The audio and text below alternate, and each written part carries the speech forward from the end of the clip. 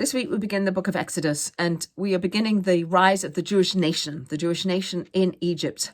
In Genesis, we had the family, Abraham, Isaac, and Jacob. Jacob and his sons all die out, and now the nation of Israel, the Hebrews, are growing strong in Egypt. Pharaoh is frightened for his livelihood, for his country, and he enslaves the Jewish people.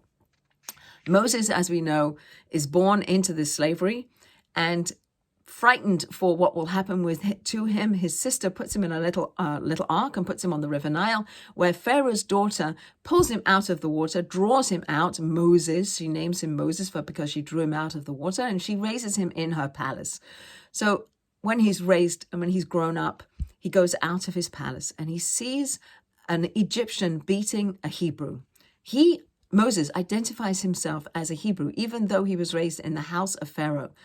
He was taught that he was a Hebrew, and he identified himself as a Hebrew, and he saw the pain and suffering of the Hebrew nation, and of this particular Hebrew being beaten by an Egyptian. He kills the Egyptian. He's worried for his life. Maybe, he's going to have to take accounting for having killed this Egyptian. He runs away, and he ends up as the shepherd for the priest in Midian, Jethro. He ends up as his shepherd. So one day he's shepherding the flock, and one of the sheep wanders off, and he goes after the sheep to take care of the sheep. And this is where he has the encounter with the burning bush. It's a bush that is burning, but it's not being consumed by the fire.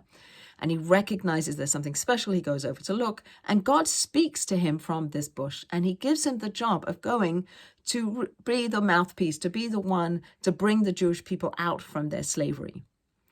Moses says to God, "Who shall I say sent me when I go to Pharaoh, when I tell the Jewish people that you, God, sent me? What name shall I use to describe you?"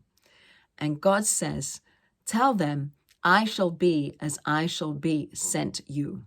I shall be as I shall be," meaning I am with you, Jewish people, in all of your sufferings, in all of your servitudes, in all of your exiles. I am with you. The Jewish people need to know that now, in their servitude in Egypt and in the future, I will be with them. God agrees with Moses that might be too much of a message. And so he says, just tell them, I'm with you now in your suffering. I shall be as is redeeming you. But the message is that God is with us, not just in our past servitudes, but in our present ones, in our future ones, in our sufferings, that God is with us, that God is timeless, God is eternal, God is forever, and God is forever in relationship with us, and God truly knows what we're going through. And that's where we go. That's the address for our prayers, for our pleading, for our beseeching for peace and justice and compassion and all of that, everything that we want for the world, what we want for ourselves, what we want for other people. We go to God, but God says, I will be with you. I am always with you. And that's a message that we can take away from this week's Torah portion.